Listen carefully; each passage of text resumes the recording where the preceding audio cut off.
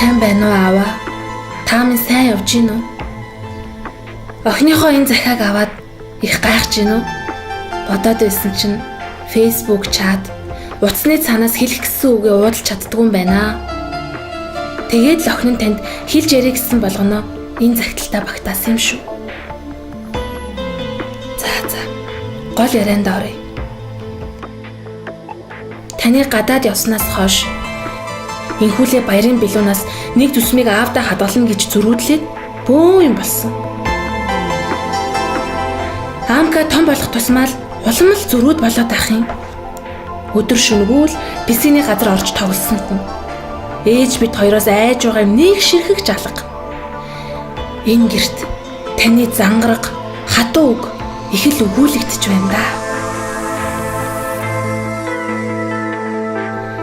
Аав чинь бидний сайн сайхны төлөө чадхаараа л зүтгэж гин гэж ээж хаяа өгүүлдэг юм.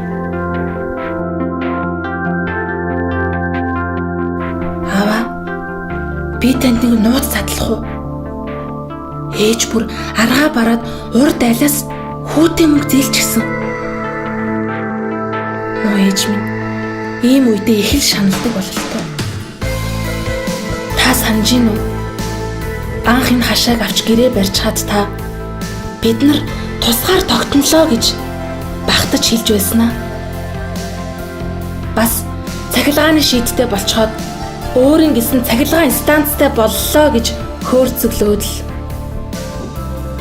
урд айлын хүүхдүүдтэй инхүүлээ барилга барьж их тоглоноо. Нөгөө хідэн ч хашаад аваад л ороод ирнэ. Бас болоогүй. Тоглож байгаад муудалцах нь их.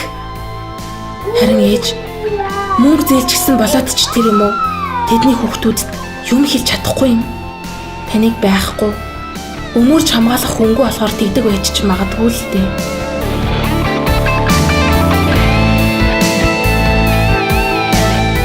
Үннийг хэлэхэд таныгаа маш их санаж байна.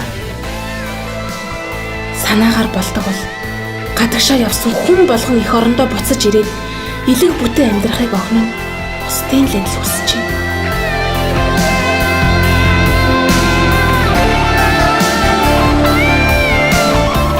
Аав чинь эзгүй харь газар байгаа ч эзэнтэй аль шүү манайх гэж ээж минь өргөлж хэлдэг.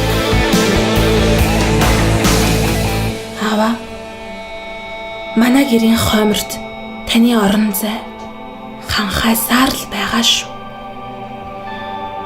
Хүндэтгэн ёслсон том охин монголчингоо.